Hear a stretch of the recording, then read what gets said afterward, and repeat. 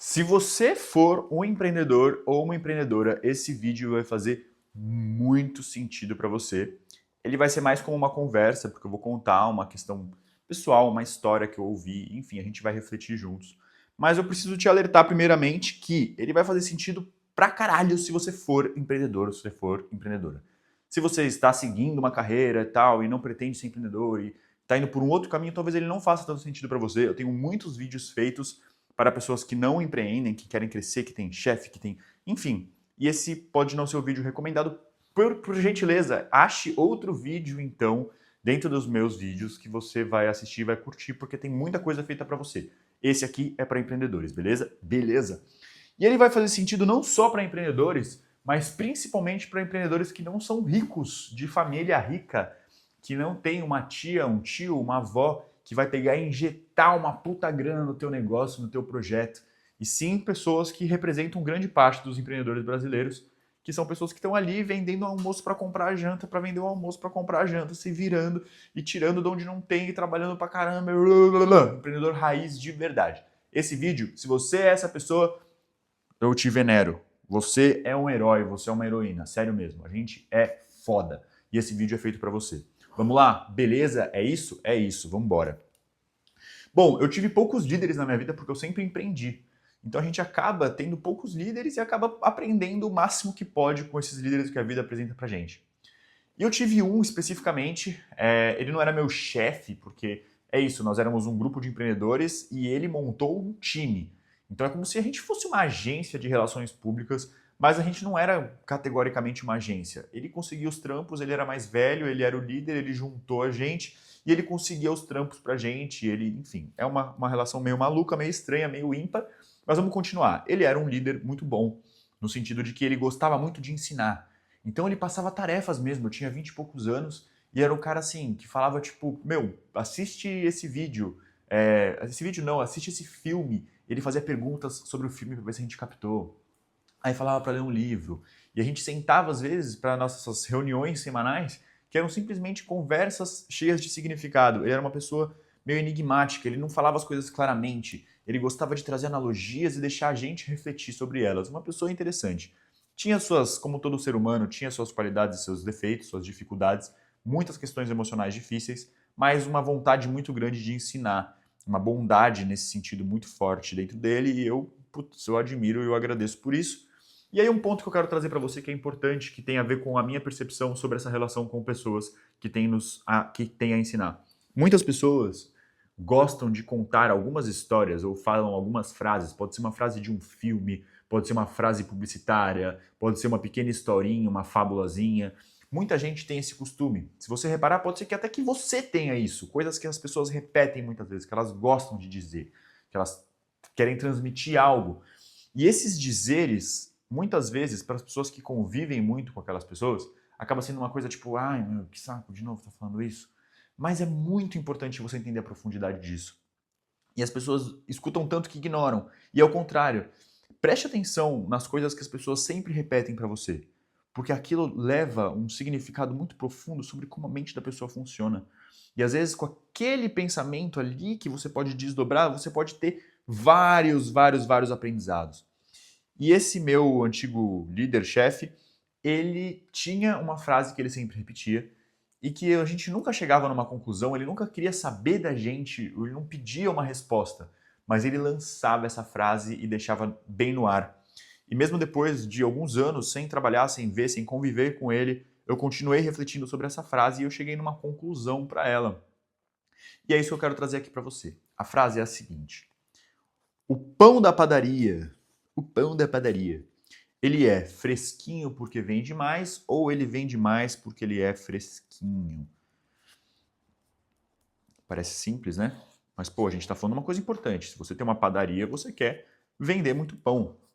A gente está falando de produto, a gente está falando de empreendimento, a gente está falando de vendas, a gente está falando de qualidade, certo? Uma frase bobinha, mas que tá, assim, nela está incutida várias questões que são importantes para qualquer negócio, seja produto, seja serviço, seja o que for.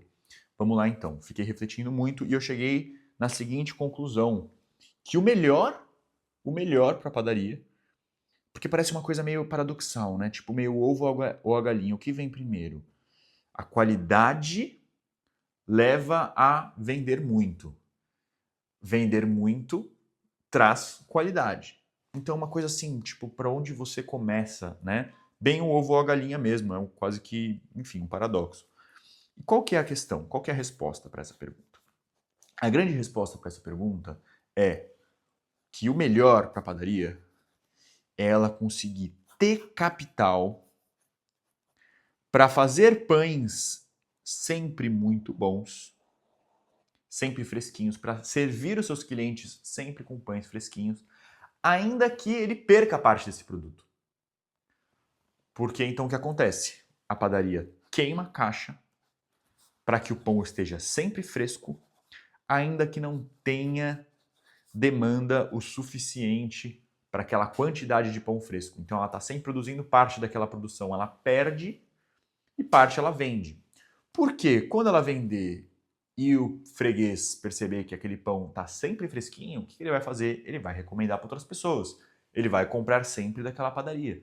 Então a padaria oferece um produto de qualidade, ela queima a caixa durante um tempo por isso, mas com o tempo ela consegue atrair a clientela e a clientela então, por boca a boca ou por, enfim, consegue consumir o suficiente dela para que ela deixe um dia de perder, de queimar caixa. Muitas empresas caminham por essa lógica, principalmente empresas do setor de tecnologia, por isso que eu falei que não vai fazer tanto sentido isso para você, se você for da área de tecnologia, porque na área de tecnologia você consegue captar dinheiro muito mais fácil, porque você tem negócios escaláveis e tudo mais. Então a gente fala de equity, tudo bem, beleza, não vou entrar nesses detalhes, mas a grande questão aqui, o que é? É claro que você como empreendedor quer ter grana para ficar oferecendo sempre pão fresquinho, só que na real você não consegue, porque você não tem esse caixa para você ficar queimando. Então você vive nessa loucura, assim como eu vivi nisso muito tempo. Você sabe que se você tiver as mesmas oportunidades que outras empresas têm, você sabe que se você tivesse a grana que o seu concorrente tem, você conseguiria investir no seu negócio e oferecer algo muito melhor do que o seu concorrente, você conseguiria dominar, ganhar muito mercado, mas você não tem um acesso a esse capital. Então você tem que construir as coisas aos poucos, e isso é muito difícil. Talvez você consiga captar grana e tudo bem, e isso tudo não sirva tanto para você, mas de qualquer forma serve como reflexão, né? Mas assim, o grande lance é a grande maioria dos empreendedores brasileiros não tem acesso a esse capital, a esse caixa para ficar queimando para poder oferecer o pão fresquinho. Então, o que você vai ter que fazer? Você vai ter que ficar equilibrando, equalizando as coisas o tempo todo. E muitas vezes, esse capital que você não tem, você vai ter que colocar essa qualidade no seu produto, no seu serviço, a partir do teu esforço, que ele vai ser muito maior do que o que você recebe. Então vamos pensar que se você tem capital, você contrata um diretor foda pra caralho. Você contrata várias coisas, né? Você compra a massa do pão e tal, não sei o que lá. Mas uma das coisas que você pode pagar e que faz toda a diferença, se você tem grana, é um padeiro foda. E como é que chama a pessoa que fica no balcão? Ai, caramba, tocou a campainha. Só um minutinho. Voltei. Como eu estava dizendo, se a padaria tem grana, ela consegue contratar, vamos lá, um padeiro muito bom, que é o cara responsável pelo produto barra serviço, tá? Ela consegue contratar um barista, né? O cara que fica ali atendendo, muito bom, que é o cara responsável pelas vendas. E ela consegue contratar também um gerente, né? Um administrador, uma pessoa responsável pela administração. Vamos chamar aqui do caixa. Ela consegue contratar um caixa muito bom, que é a pessoa administradora. Beleza.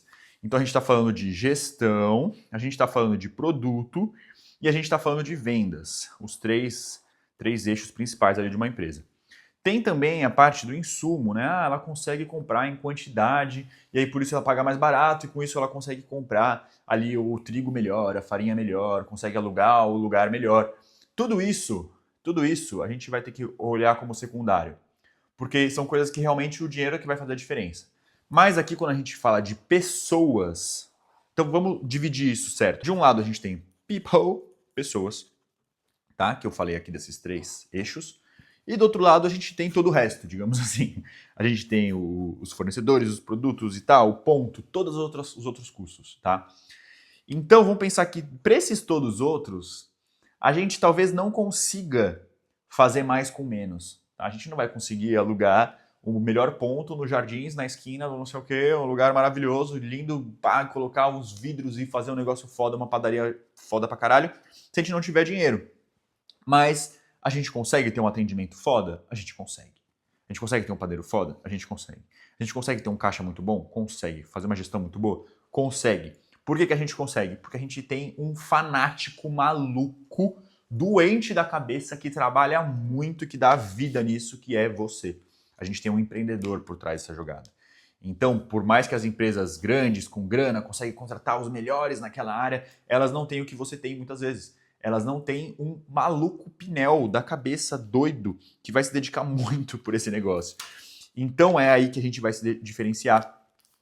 Então, como que a pessoa pode substituir então um padeiro muito foda? Ela não tem grana para contratar um padeiro muito foda, mas ela pode ser, você pode ser um padeiro muito foda.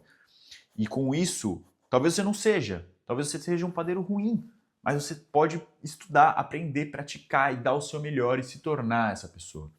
Você pode se tornar um cara muito bom de vendas, você pode se tornar um caixa muito bom.